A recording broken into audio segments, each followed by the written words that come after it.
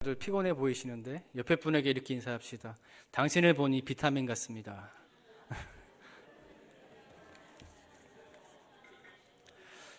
네, 저는 한마디 하랬더니 한 세네 번이 하고 계시는데, 네, 그렇습니다. 우리 주의 말씀을 들으면서 우리 얼굴이 주님의 얼굴을 대면하는 모습으로 기쁜 마음으로 말씀을 대면했으면 좋겠습니다.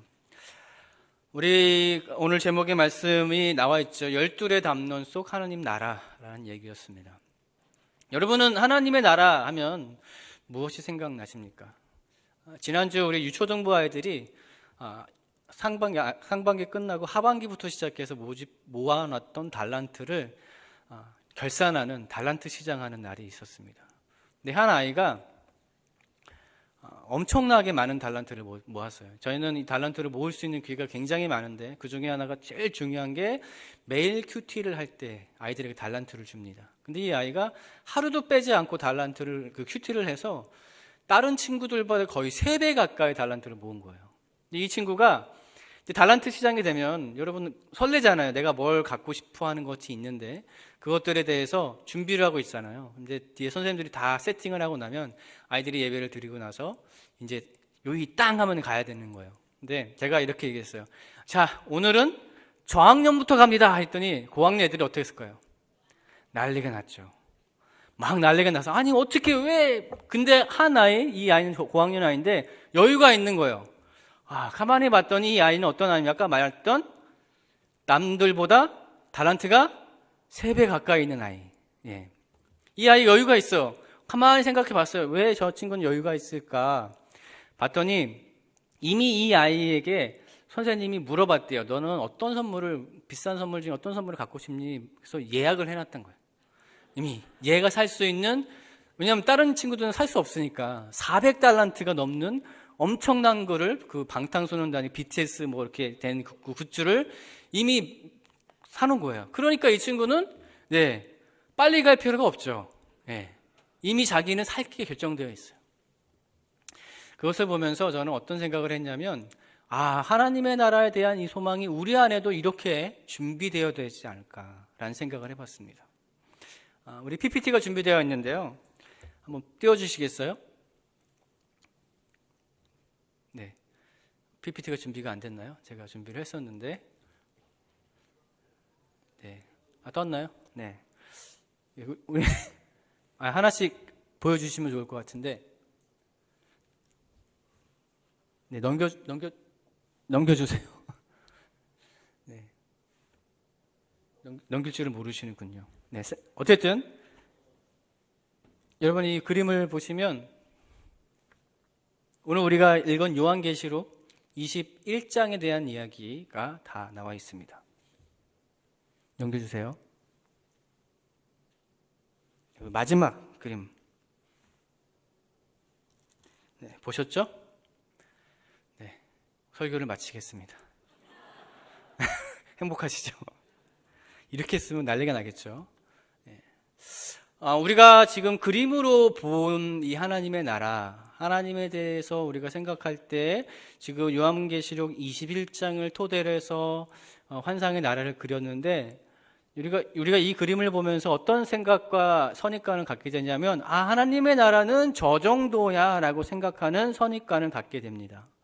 굉장히 좋은 시청강 자료죠. 12기둥과 보석과 도로 이런 것들이 그림 속에 다 있잖아요. 그래서 저렇게 내려오시겠구나라고 우리는 상상을 합니다. 그게 우리가 갖고 있는 한계예요. 그러나 여러분 우리가 이 요한계시록을 읽으면서 기억해야 될 것이 있습니다. 요한이 어떠한 처지에서 이 요한계시록을 기록하고 있는가를 먼저 기억해야 돼요. 요한이 반모섬에서 인생의 마지막 불꽃을 불태우며 감옥에 갇혀 있는 상황입니다. 그 상황에서 그는 인생의 마지막, 즉 자기의 육신의 아픔이 오고 이제 종말 때, 마지막 때를 바라보면서 그 감옥에서 죽어가고 있었어요. 그 죽어가면서 그가 소망하고 바라봤던 이 비전과 계시의 말씀들, 특별히 21장에 우리가 보게 되는 하나님 나라에 대한 이야기는 단순히 그냥 하나님 나라는 이렇습니다 라고 끝나는 얘기가 아닙니다. 오히려 우리는 이 말씀 앞장에 있는 우리 하나님의 말씀 요한계시록 10 18장부터 시작되는 이야기를 우리는 알고 있어야 돼요. 요한계시록 18장의 말씀을 함께 볼까요? 요한계시록 18장의 말씀을 보면 우리가 이렇게 나와 있습니다. 요한계시록 18장 그 맨 처음 타이틀이 이렇게 나와 있어요. 바벨론의 뭐라고 나와 있을까요? 패망이라는 단어를 씁니다.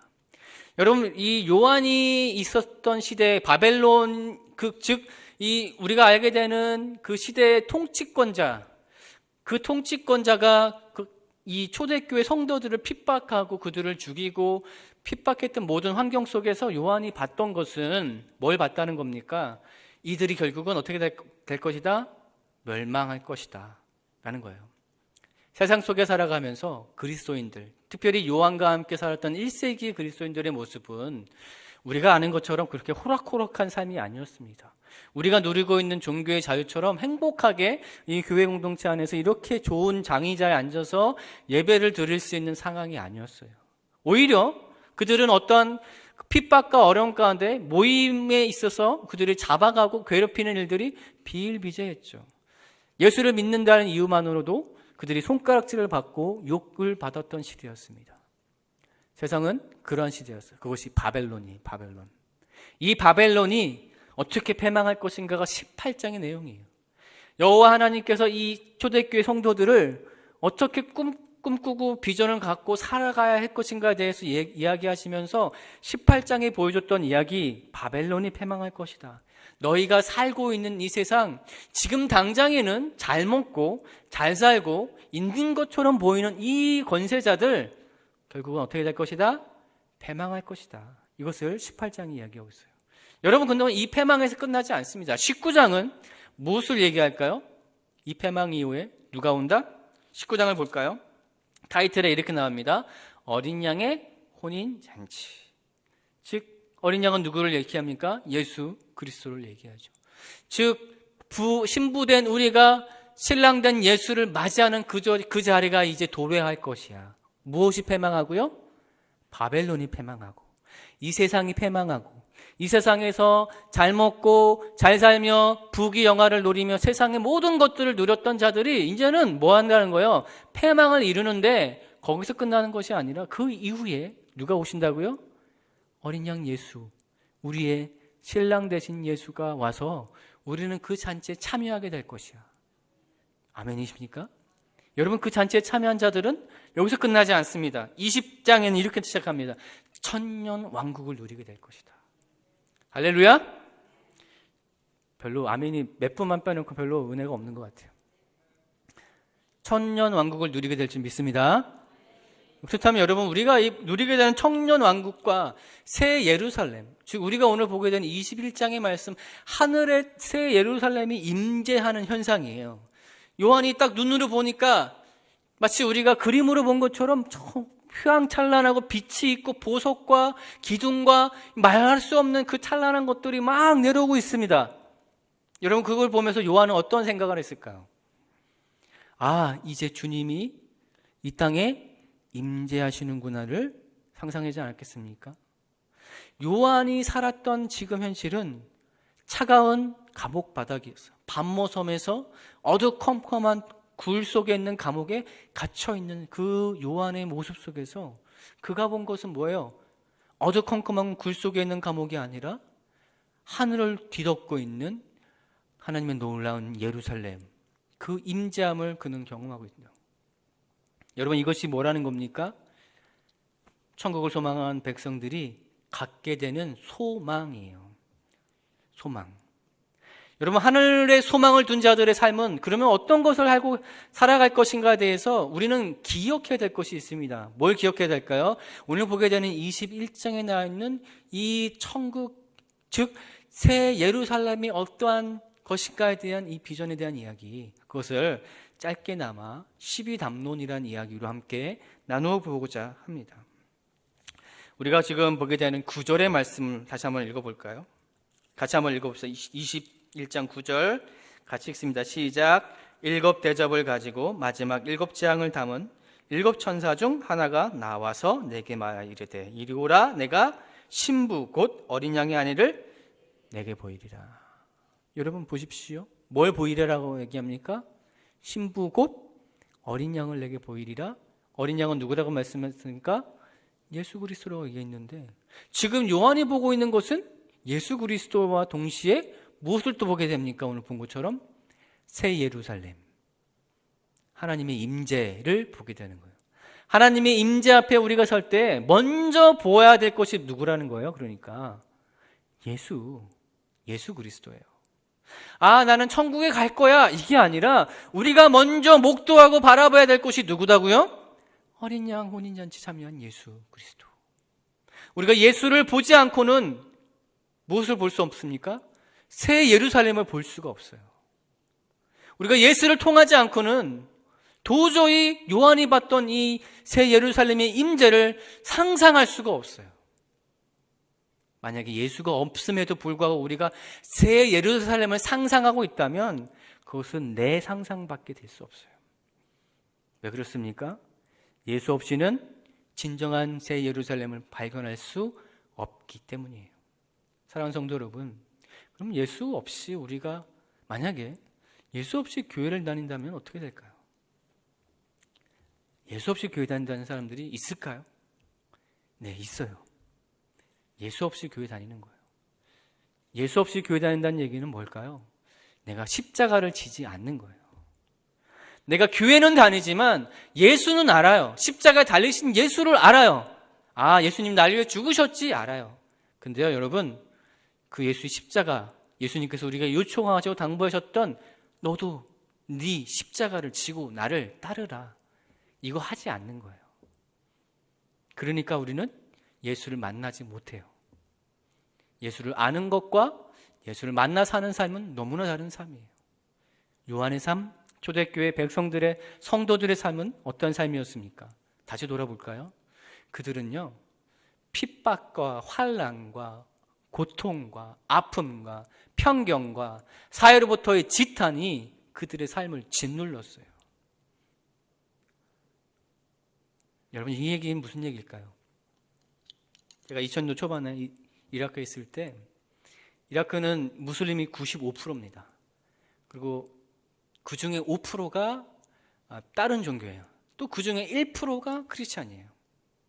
근데 이들이 어떻게 정책을 피냐면, 만 14세가 되면요, 신분증이 나오잖아요. 그 신분증에 종교란이 있어요. 종교란에 무슬림이냐, 크리스찬이냐, 혹은 다른 힌두냐, 이런 것들을 쓸 수 있도록 결정권을 해놔요. 여러분, 근데 이게 뭘 얘기하는 걸까요? 취업을 할 때 신분증을 제출해야 돼요. 그러면 그리스도인들은요, 취업을 할 수가 없어요. 사회 구성원으로 인정이 되지 않아요. 그들의 삶은 그래서 끊임없이 소외받고 높은 지위나 부와 명예를 누릴 수 없는 자기만의 섹터 안에서 머물러 있어요. 여기는 그리스도인들이 사는 동네입니다. 가보면 이만큼 있어요. 그 안에서만 머물러 있어요. 왜? 다른 곳에 가서 경제적인 활동을 할 수가 있을까요? 없을까요? 없어요. 원천적으로 막혀 있어요. 그래서 만 14세가 된 아이들은요, 대부분이 무슬림이라고 선택을 합니다. 초대교회가 이러한 모습 아니겠습니까? 마치 자기의 모든 것들, 예수를 부인하면 잘 먹고 잘 살 수 있어요. 다른 사람과 동일하게 경쟁하며 행복하게 살 수 있습니다. 근데 예수를 믿는다는 그 이유 하나만으로 그들은 유대교의 핍박을 당하고요, 뿐만 아니라 바벨론, 아수르의 핍박을 당하고, 결국 그들이 갈 수 있는 유일한 곳은 그 자기의 섹터 안에 있는 머물러 있는 공간이에요. 반모섬에서 그 수초와 고난을 겪고 있던 요한의 모습이 그렇습니다. 예수를 등에 메고요, 삶을 살아가는 거예요. 내가 비록 지금은 이 세상에서는 내가 잘 먹지 않고, 이 세상에서 지탄을 당하고, 이 세상에서 존중받지 못할지라도 내가 예수 십자가를 부인하지 못하기 때문에 내가 이거 지고 가겠습니다. 그게 요한의 모습이었어요. 그 요한이 뭘 봅니까? 어린 양 혼인잔치 예수를 보고요, 그 예수를 봄으로 인해서 그 이후에 뭐가 내려오는 거 봐요? 새 예루살렘의 도래를 보게 되는 거예요. 여러분, 우리는 예수 십자가를 지고 있습니까? 예수 십자가를 지고 달려가는 삶을 살고 있습니까? 우리에게 있어서 그렇다면 다시 한번 우리가 이 말씀을 통해서 기억해야 될 것은 이 놀라운 찬란한 영광에서의 예루살렘이 아니라 그 앞에 먼저 봤던 예수를 보기를 소망합니다. 별로 소망하지 않는 것 같아요. 나 예수 십자가는 지고 싶지 않습니다라는 표정인데 그렇지 않죠. 네. 그렇다면 여러분, 우리가 이 말씀을 쭉 묵상하면서 기억해야 될 것이 또 있습니다. 열둘이라는 표현의 단어들이 굉장히 많이 드러나게 되죠. 볼까요? 우리가 보게 되는 이 말씀, 하나님의 영광 거룩한 성이 이후에 크고 높은 성곽이 나옵니다. 12절의 말씀 같이 한번 읽어볼까요? 12절 같이 읽습니다. 시작. 크고 높은 성곽이 있고 12문이 있는데 문에 12천사가 있고 그 문들 위에 이름을 썼으니 이스라엘 자손 12지파의 이름이니라. 여러분, 그래서 열둘 그렇죠? 천사, 문, 그리고 12지파 이야기가 계속해서 나와요. 열둘에 대한 이야기는 사실은 요한이 갖고 있던 유대적 사고방식에서 나온 단어입니다. 유대 사고방식은 열둘은 뭘까요? 완전수를 얘기해요. 완벽한 수. 그래서 12지파, 12사도 이 모두가 다 뭐라는 거예요? 하나님께서 허락하셨던 구약 성경의 12지파의 완전수. 그래서 완벽한 그 숫자를 통해서 이스라엘 백성들이 하나님 앞에 모일 수 있었던 12지파, 구약의 모습이었다면 이제 신약의 모습에서는 그 12사도를 통하여서 주의 말씀이 완전하게 성취되어지고 이루어질 수 있도록 하나님께서 준비해 놓았던 장치가 12사도예요. 이 12지파와 12사도에 대한 이야기, 그 12에 대한 이야기는 하나님이 허락했던 유대인들의 사고방식 속에 갖고 있던 완벽한 하나님 나라에 대한 준비 모습이었다라는 거예요. 여러분, 우리에게 이런 12에 대한 이야기, 주님이 완벽하게 준비했던 구약과 신약의 이 시나리오를 통해서 우리는 무엇을 준비하고 있습니까? 우리가 준비해야 될 것이 무엇일까를 다시 한번 생각해 봤으면 좋겠습니다. 여기서 끝나지 않죠. 이 12에 대한 이야기, 더 나아가 이것이 12과 12이 더해지면 24이 되는 것처럼 이스라엘 백성들이 이 섬겼던 다윗의 성전을 준비했던 자들, 즉 사람들이 그 제사장의 반열에 오른 이 24명의 제사장들, 그리고 이 문지기들, 레위 지파를 통하여서 문지기를 통하여 성문을 지켰던 24명의 사람들, 24 반열에 올랐던 사람들, 그리고 여호와께 감사와 찬양하면서 예언을 했던 명령을 받았던 레위인 24명에 대한 반열 이야기 또한 무엇과 무엇이 더해진 거예요? 구약의 12지파와 신약의 12사도의 이 이야기가 합쳐져서 24명의 이야기로 주님께서 이야기해주고 있습니다. 이 12에 대한 이야기는 결국은 주님이 완전하신 분이시기 때문에 이 완전한 수를 통하여서 우리에게 말해주고 싶은 이야기, 너희들 내가 완전하니 너희도 완전하라 라는 얘기예요. 여러분, 그렇죠? 우리가 이 12에 대한 담론은 주님이 완전하신 분이에요. 주님이 거룩하신 분입니다. 주님은 성결하신 분이에요. 우리가 그 투명한 성결 속에 앞에 나갈 수가 없어요. 우리가 보게 되는 이 12초속, 12사도의 이야기, 14장의 이야기가 그 얘기 아닙니까? 이 이야기처럼 그렇구나, 이 완벽한 성전 안에 우리가 참여하기 원한다면 주님이 완벽하시기 때문에 나 또한 뭐 하기 원해야 돼요? 완벽하게 원해야 됩니까? 어떤 분은 이렇게 얘기합니다. 그럼 완벽주의자를 말하시는 겁니까? 아니에요, 여러분. 주님이 완전하시기 때문에 우리는 그 주님 앞에 의지해야 돼요. 우리는 오해하고 있어요. 내가 완벽하니 너희도 완벽하라라고 착각하고 있어요. 여러분, 우리는 완벽할 수 있는 존재가 아니에요. 우리 인간은 한치도 완벽할 수가 없어요. 너무 제약 덩어리여서 저도 완벽할 수 없고요. 모든 성도도 완벽할 수 없어요. 그래서 누구를 먼저 만나야 돼요? 요한이 만났던 어린 양 예수 그리스도예요. 예수 그리스도 만나지 않으면 우리는 끊임없이 완벽을 추구하게 될 거예요. 내가 이렇게 하면 주를 만나겠지. 내가 이렇게 열심히 봉사하고, 내가 이렇게 헌신하고, 내가 이렇게 시간을 보내고, 내가 이만큼 시간과 돈을 투자했으니 주님 난 이만큼 완벽합니다. 착각이에요, 여러분. 우리는 완벽할 수가 없어요. 그래서 우리는 날마다 주님 앞에 주님, 저는 완벽 못해요. 저는 깨끗하지 않아요.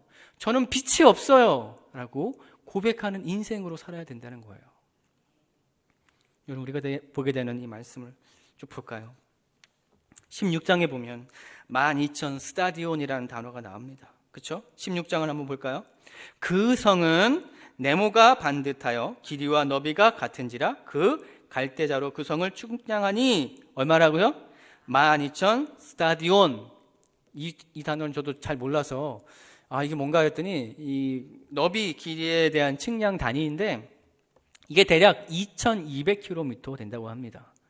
여러분 상상을 일단 숫자로 보니까 2,200km 그 정도 되나 보다 생각을 했겠지만 상상이 안 가는 이 넓이에요. 이 지금 새 예루살렘의 넓이가 오늘 우리가 그림을 봐서 저기 멀리 있는 성 정도 수준으로 착각하면 안 됩니다. 오늘 봤잖아요. 2,200km래요. 그럼 이 이야기는 무슨 얘기일까요? 2,200km. 잘 상상이 안 가는데 남한, 지금 우리나라 땅 있잖아요. 북한 말고 남한 땅에 대략 몇 배? 2배요? 아니요, 20배. 하나님의 이 성이 도래하는 이 상상의 스케일이 남한 땅의 20배가 되는 크기라는 거예요. 이해가 되십니까? 우리가 그림을 보고 끝났다고 하나님 성전 저렇게 저 정도 사이즈 내려오시네 이렇게 착각하면 안 된다는 거예요. 그래서 저 그림을 보고 우리가 상상하면 안 되는 거예요. 즉 하나님의 땅, 하나님의 새 예루살렘의 도래는 남한 땅의 20배가 넘는 크기의 땅이 지금 뭐 하는 거예요? 요한의 눈에 가득한 거예요. 사랑하는 성도 여러분, 이것이 뭐라는 거예요? 이것이 은혜예요. 주님의 임재가 도래하는 게 내 눈에 가득하는 거예요. 이 세상이 보이지 않아요. 이 내 눈에 보이는 모든 것이 새 예루살렘으로 끝나요.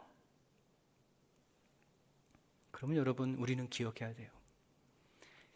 세상을 살아가고 있지만 바벨론에 속해 있는 존재가 아니라 새 예루살렘에 속해 있는 우리들은 우리가 눈으로 가득 채우고 있어야 될 게 뭐라는 겁니까?